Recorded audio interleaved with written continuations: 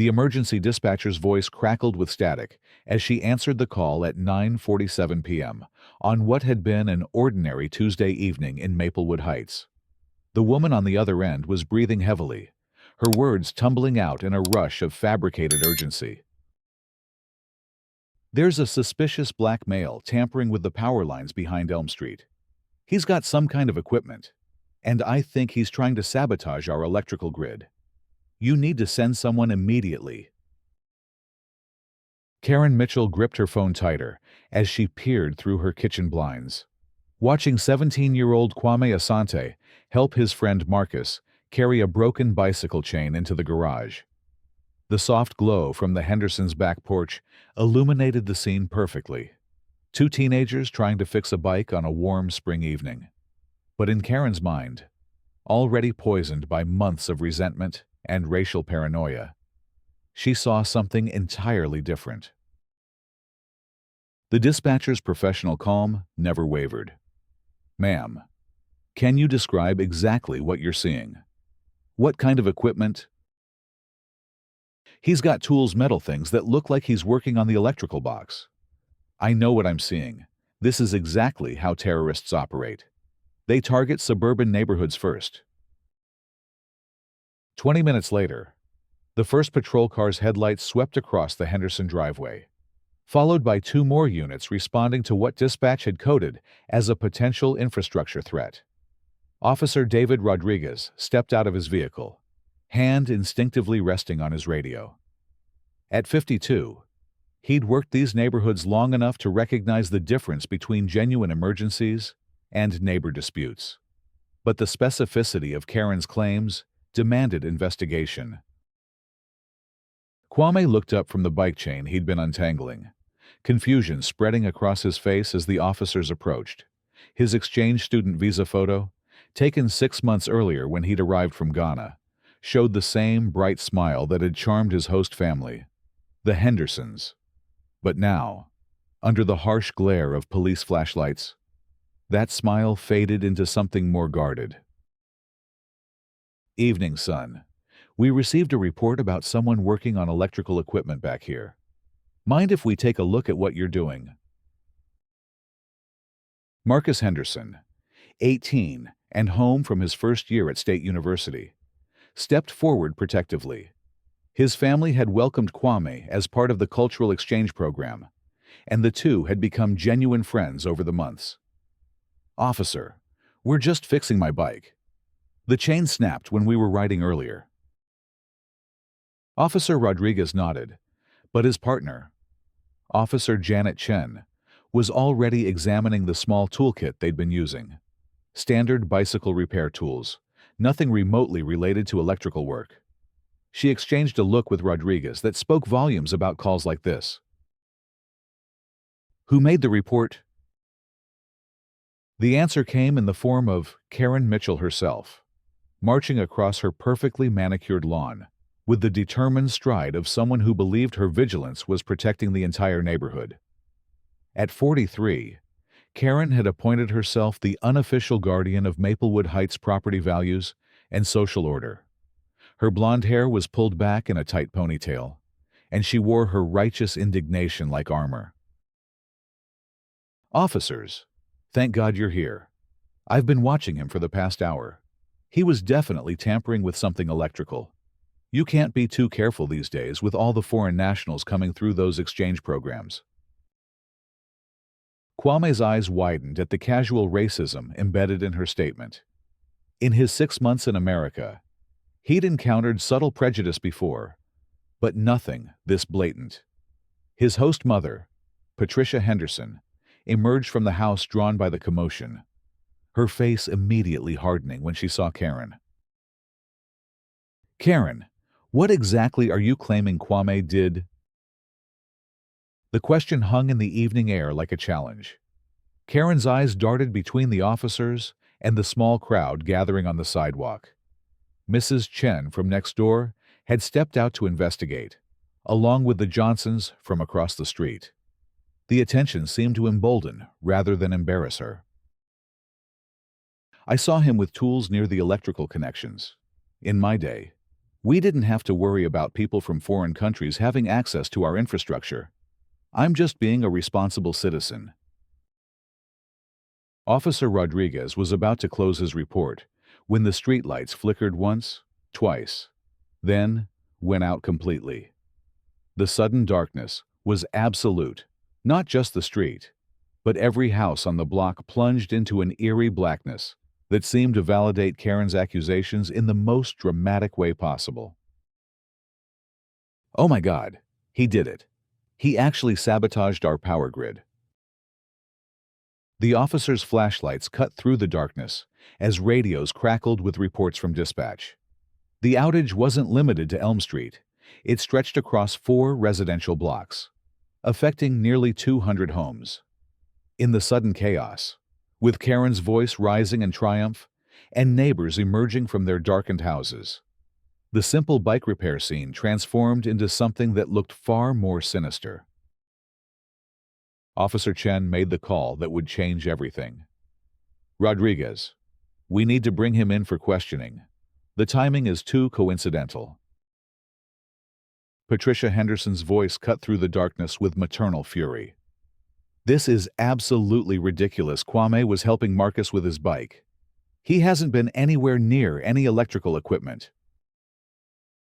But, in the confusion of the blackout, with emergency protocols kicking in, and Karen's persistent accusations gaining credibility from the timing, Kwame found himself guided into the back of a patrol car. The metal handcuffs felt cold against his wrists as he sat in the vehicle, watching the neighborhood he'd come to think of as home become a scene of suspicion and fear. The Maplewood Heights police station's interrogation room smelled of stale coffee and industrial disinfectant. Detective Sarah Walsh had been roused from her evening off to handle what was being classified as a potential domestic terrorism case. At 38, she'd built her reputation on thorough investigations and an intuitive sense for when pieces didn't fit together properly. Kwame sat across from her, his student ID and passport spread on the metal table between them. His composure was remarkable for someone his age facing such serious accusations. But she could see the fear in his eyes, the particular fear that comes from being young, foreign, and suddenly thrust into a system that presumed guilt. "Kwame, I want you to walk me through your entire evening. Start from when you got to the Henderson house." His account was methodical and consistent. He'd arrived at 4 p.m. to study for an advanced placement chemistry exam with Marcus. They'd taken a break around 7 to ride bikes through the neighborhood, a route he traced on the local map with precise detail. The chain had snapped near the corner of Elm and Maple, and they'd walked the bikes back to repair them in the garage. "Detective Walsh, I understand why you have to ask these questions, but I need you to know something. I came to America because I believe in your country's principles. I would never do anything to harm the community that has welcomed me." His English was precise, carrying only the faintest accent that spoke of good education and careful study.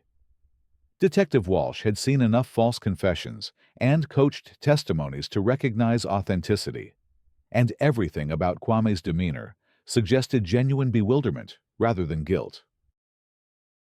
Meanwhile, across town, Karen Mitchell was holding court in her living room as neighbors gathered to discuss the unprecedented crisis.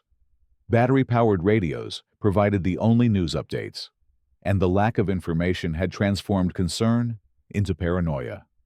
In the flickering candlelight, Karen's narrative of foreign infiltration and deliberate sabotage gained traction among residents already unsettled by the complete power failure. "I've been saying for months that we need better screening for these exchange students. You invite people from unstable countries, and this is what happens. Our entire infrastructure is vulnerable." But not everyone was convinced. Patricia Henderson had spent the hours since Kwame's arrest making calls to every contact she had in local government and the school district. Her husband James, an electrical engineer at the County Public Works Department, was conducting his own investigation into the power failure's true cause. At 3:17 a.m., the first breakthrough came from an unexpected source. The regional power company's emergency response team had been working through the night to restore service, and their preliminary findings painted a very different picture than Karen's terrorism theory. Michael Torres, the senior grid technician, stood before a blown transformer that had clearly failed due to age and overload. Not sabotage. The evidence was unmistakable. Internal components had deteriorated over years of deferred maintenance, and the failure pattern was consistent with dozens of similar cases he'd seen throughout his career. Detective Walsh, I can state with absolute certainty that this transformer failure was mechanical, not intentional. The damage patterns are completely inconsistent with external tampering. The call came through to the police station just as Detective Walsh was finishing her third interview with Kwame. His story hadn't changed in any detail, and his timeline was being corroborated by traffic cameras and witness statements. The power company's confirmation of mechanical failure should have ended the investigation immediately. But by then, Karen's accusations had taken on a life of their own. Dawn brought the restoration of electricity to Maplewood Heights, but not the end of the crisis. Karen had spent the dark hours building a coalition of concerned residents, and she wasn't ready to accept that her fears were unfounded. When the local news crew arrived to cover the overnight power outage, she positioned herself as the neighborhood spokesperson. Just because they're saying it was mechanical doesn't mean we can ignore the suspicious behavior. These exchange programs need much better oversight. Our safety should come first. The interview aired on the morning news, reaching thousands of viewers who saw only Karen's confident assertions and the dramatic footage of the previous night's blackout. Social media amplified her message, turning a local incident into a regional controversy about immigration and national security. But while Karen was building her media narrative, Detective Walsh was uncovering a very different story. Her investigation into Karen's background revealed a pattern of complaints against international students, minority families, and anyone she deemed suspicious. The police department's records showed 17 separate calls in the past 2 years, each one targeting people of color in the neighborhood. Mrs. Chen, the elderly Korean woman who lived next door to Karen, had been accused of running an illegal business from her home. She taught piano lessons to local children. The Martinez family had been reported for suspicious gatherings that turned out to be birthday parties. Each complaint had been investigated and dismissed, but Karen's persistence had created a documented pattern of harassment. She called about the Muslim family on Oak Street 6 times last year, claiming they were building bombs in their basement. They were renovating their kitchen. Officer Rodriguez's report painted a clear picture of escalating racial targeting. The evidence was building for a very different kind of arrest than anyone had anticipated. Kwame was released at 6:30 a.m. with formal apologies from both Detective Walsh and the department chief. But the damage to his reputation and sense of security couldn't be undone with administrative courtesy. News of his arrest had spread through the school district, and he faced a day of whispered conversations and suspicious glances. Patricia Henderson met him at the police station with fierce maternal protectiveness and a legal pad filled with notes from her own investigation. She'd spent the night documenting every incident of Karen's harassment, building a case that went far beyond false reporting. Kwame, what happened to you was wrong, and we're going to make sure it doesn't happen to anyone else. Karen Mitchell's pattern of behavior needs to be exposed. The midpoint revelation came from an unexpected source. Dr. James Henderson's review of power company records revealed that Karen had made multiple complaints about electrical issues in the months leading up to the transformer failure. Her calls to the utility company demanding foreign nationals be kept away from sensitive infrastructure had been logged and largely ignored, but they established a clear pattern of obsession. More damaging still was the discovery that Karen had actually interfered with power company maintenance schedules. Filing formal complaints to delay routine inspections she claimed were security risks. Her paranoid activism had potentially contributed to the very infrastructure failure she'd blamed on Kwame. The school district's own investigation uncovered additional disturbing evidence. Karen had attempted to access confidential records of international students, filing Freedom of Information requests, and attending school board meetings to demand increased surveillance of exchange program participants. Her fixation on foreign students had escalated from private prejudice to systematic harassment. The community meeting called for Thursday evening was intended to address residents' concerns about neighborhood security, but it became something entirely different. The high school auditorium was packed beyond capacity, with standing room only for the overflow crowd that included local media, school officials, and city council members. Karen arrived expecting to lead a discussion about immigration policies and security measures. Instead, she faced a community that had spent 3 days learning uncomfortable truths about her behavior and its impact on their neighbors. Dr. Patricia Henderson took the microphone first, her voice carrying the authority of someone who'd done her homework.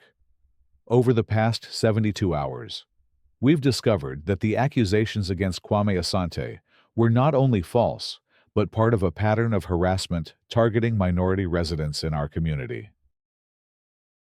The evidence was presented methodically. Karen's 17 complaints to police, her interference with utility maintenance, her attempts to access student records, and her documented statements about minority families in the neighborhood. Each revelation drew gasps and murmurs from an audience that was learning how much damage one person's prejudice could cause. Kwame himself spoke near the end of the meeting, his composure remarkable for someone who'd endured such an ordeal. "I came to America to learn about your culture and contribute to this community. What I learned instead is that fear and prejudice can turn neighbors against each other. But I also learned that truth and justice can bring them back together." The applause was sustained and genuine. But Karen wasn't finished. She stood in the back of the auditorium, her face flushed with anger and embarrassment, and made one final attempt to justify her actions. "You're all being naive. Just because this one incident wasn't terrorism doesn't mean the threat isn't real. We need to protect our community, even if that means asking hard questions about people who don't belong here." The silence that followed was deafening. Then, slowly, residents began to stand, first the Hendersons, then Mrs. Chen, then the Martinez family, then dozens of others. It was a silent rebuke that spoke louder than any argument. The legal consequences came swiftly. District Attorney Maria Santos had built her career on civil rights cases, and Karen's false reporting incident fit clearly within her office's hate crime prosecution guidelines. The charges included filing false police reports, harassment, interfering with public utilities, and civil rights violations. The investigation revealed financial motives that added another layer to Karen's actions. Her house on Elm Street was facing foreclosure due to unpaid mortgages and tax liens. Property values in Maplewood Heights had been rising steadily, driven partly by the diversity and international character that programs like Kwame's Exchange brought to the community. Karen's systematic harassment campaign had been partially motivated by a twisted belief that driving out minority families would somehow restore a property value premium that existed only in her imagination. Instead, her actions had created legal liabilities that accelerated her financial collapse. The civil lawsuit filed by the affected families was comprehensive and devastating. The Hendersons, representing Kwame's interests, joined with every family Karen had targeted over the past 2 years. The damages included emotional distress, reputational harm, security expenses, and legal fees totaling more than Karen's home equity and savings combined. The power company's investigation concluded that Karen's interference with maintenance schedules had contributed to the transformer failure. Her formal complaints and harassment of utility workers had delayed critical inspections that might have prevented the outage. The company's damages claim added another six-figure liability to her growing list of legal obligations. Judge Robert Kim's sentencing hearing drew nearly as large a crowd as the community meeting had. Karen appeared in court, accompanied by a public defender, her earlier arrogance replaced by the hollow look of someone whose world had collapsed around her. Mrs. Mitchell, your actions represent a pattern of harassment that has caused significant harm to innocent people and disrupted the peace of an entire community. This court will not tolerate the weaponization of law enforcement against minorities. The sentence was comprehensive: 6 months in county jail, 3 years of probation, community service focused on diversity education, mandatory counseling for racial bias, and full restitution to all affected parties. The financial penalties, combined with her legal fees and the civil judgments, forced the sale of her home and the liquidation of her assets. But the community's response to the crisis had generated something more positive than just justice. The Maplewood Heights International Friendship Initiative was launched 3 months later, with Kwame serving as its first student ambassador. The program expanded cultural exchange opportunities and created mentorship networks that strengthened bonds between longtime residents and newcomers. Patricia Henderson was elected to the school board in the following election, running on a platform of inclusive education and community building. Her first initiative was the establishment of a bias incident reporting system that would prevent future harassment campaigns while protecting the rights of all residents. The power company used the transformer failure as a catalyst for comprehensive infrastructure improvements throughout the region. The Maplewood Heights grid was upgraded with modern equipment and enhanced monitoring systems that would prevent similar outages for decades to come. Kwame's academic performance, rather than suffering from the traumatic incident, seemed to improve in the aftermath. His chemistry project on electrical engineering was selected for the state science fair, and his essay about overcoming prejudice through community support won a statewide writing competition. The 6 months of Karen's incarceration provided the neighborhood with a period of genuine peace it hadn't experienced in years. Families that had been living under the constant threat of false accusations could finally relax and enjoy their homes. Children who had been taught to fear their neighbors began playing together in the streets again. When Karen was released from jail, she found a very different community than the one she'd tried to control. The house she'd lost to foreclosure had been purchased by a young Pakistani family with 2 small children. The Islamic Community Center had opened an interfaith dialogue program that met in the same high school auditorium where she'd made her final stand. The terms of her probation required her to attend monthly community meetings focused on racial reconciliation and bias education.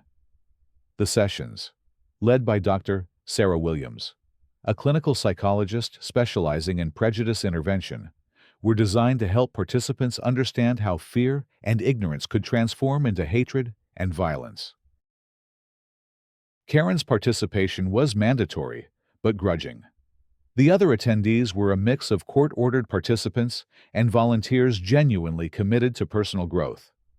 Week after week, she sat through discussions about unconscious bias, privilege, and the impact of discrimination on communities. The breakthrough came during the 6th month of her probation, when Dr. Williams arranged for participants to hear directly from people they'd harmed. Kwame agreed to speak to the group, not out of any desire for confrontation, but because he believed in the possibility of redemption and education. Mrs. Mitchell, I want you to know that I forgave you long before you apologized. But forgiveness doesn't mean forgetting. And it doesn't mean your actions didn't have consequences.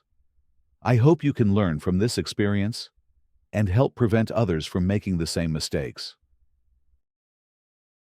The simple dignity of his words, delivered without malice or self-righteousness, seemed to crack something fundamental in Karen's defensive armor. For the first time since the incident began, she appeared to genuinely understand the human cost of her prejudice. The community service component of her sentence involved working with the International Friendship Initiative, helping new exchange students navigate American culture and academic expectations. The irony wasn't lost on anyone, but the arrangement proved surprisingly effective. Karen's intimate knowledge of neighborhood concerns and her hard-won understanding of bias made her uniquely qualified to help other residents work through their own prejudices. Her transformation from neighborhood terrorist to community mediator wasn't complete or perfect, but it was genuine and meaningful. The annual Maplewood Heights International Festival became the community's signature event, celebrating the diversity that had nearly been destroyed by one person's fear. Kwame served as the keynote speaker at the third annual festival, addressing a crowd that included many of the same neighbors who had witnessed his arrest 3 years earlier. This community taught me that America's strength comes not from uniformity, but from the courage to stand up for what's right when it would be easier to remain silent. You didn't just defend me. You defended the principles that make democracy possible. The festival grounds, illuminated by strings of lights that had replaced the darkness of that terrible night, hosted food booths representing dozens of countries, cultural performances, and educational displays about immigration and cultural exchange. Children who had grown up witnessing prejudice were now growing up celebrating diversity. Karen attended the festival each year, not as a celebrated participant, but as a quiet volunteer helping with setup and cleanup. Her presence was a reminder that people could change, that communities could heal, and that justice could create opportunities for redemption even in the aftermath of serious harm. Kwame graduated valedictorian of his class, accepted a full scholarship to MIT, and returned each summer to work with the International Friendship Initiative. His experience in Maplewood Heights had shaped his academic focus toward electrical engineering and community development, combining technical expertise with social awareness. The transformer that had failed that night was replaced with a state-of-the-art system that included community notification features and enhanced reliability standards. A small plaque near the installation read, "In memory of the darkness that brought our community into the light." Detective Sarah Walsh was promoted to Chief of Police 2 years later, partly based on her handling of the Karen Mitchell case. Her department implemented new protocols for investigating bias-motivated complaints, protecting vulnerable community members while maintaining public safety priorities. The police sensitivity training program she developed became a model for departments throughout the state, emphasizing the importance of recognizing false reporting patterns and protecting minority communities from harassment campaigns disguised as public safety concerns. Officer Rodriguez, who had initially arrested Kwame, became one of the most effective advocates for police-community relations in the department. His experience with the case had taught him to look beyond surface appearances and consider the broader context of complaints involving minority residents. The Maplewood Heights story became a case study in criminal justice programs, sociology courses, and community development seminars. It demonstrated how individual prejudice could threaten community cohesion, but also how organized resistance could strengthen social bonds and create lasting positive change. 5 years after the incident, the neighborhood's property values had indeed increased, not because of exclusion and fear, but because of its reputation for inclusivity and community engagement. The International Friendship Initiative had attracted families from around the world, creating a cosmopolitan atmosphere that enhanced, rather than threatened, local character. Karen Mitchell completed her probation and community service requirements, moved to a small apartment across town, and found work as a victim's advocate with a legal aid organization. Her understanding of how false accusations could destroy lives made her surprisingly effective at helping others navigate similar crises. She never fully regained the social standing she'd once held in Maplewood Heights, but she found a different kind of purpose in her new role. The letters she received from people she'd helped were modest compensation for the relationships she'd destroyed through her own actions. The final chapter of the story was written on a warm spring evening, exactly 7 years after the blackout. Kwame, now Dr. Kwame Asante, with a PhD in electrical engineering and community development, returned to Maplewood Heights to dedicate a new solar energy installation that would make the neighborhood's power grid more resilient and environmentally sustainable. The ceremony was held in the same spot where he'd been arrested, with many of the same neighbors who had witnessed that traumatic night. But instead of police cars and accusations, the scene was filled with celebration and recognition of how far the community had traveled. 7 years ago, this community faced a test of its values. You could have chosen fear over facts, suspicion over solidarity. Instead, you chose to stand up for truth and justice, even when it was difficult and uncomfortable. That choice changed not just my life, but the character of this entire neighborhood. Karen was there too, standing at the back of the crowd, applauding quietly. Her presence was a reminder that redemption was possible, that people could learn from their worst mistakes and contribute to healing the damage they'd caused. As the sun set over Maplewood Heights, the new solar panels gleamed in the golden light, symbol of a community that had transformed darkness into illumination, fear into understanding, and division into unity.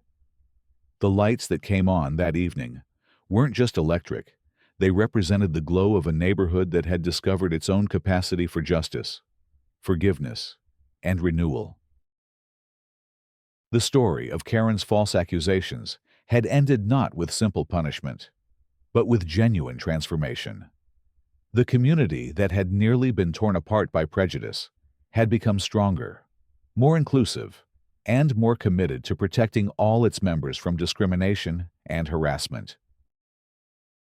In the end, the darkness that had fallen on one Tuesday night had lifted to reveal not just restored power, but a restored faith in the possibility that ordinary people could choose justice over fear, truth over suspicion, and unity over division. The lights of Maplewood Heights burned brighter than ever before, powered by both renewable energy and renewed hope.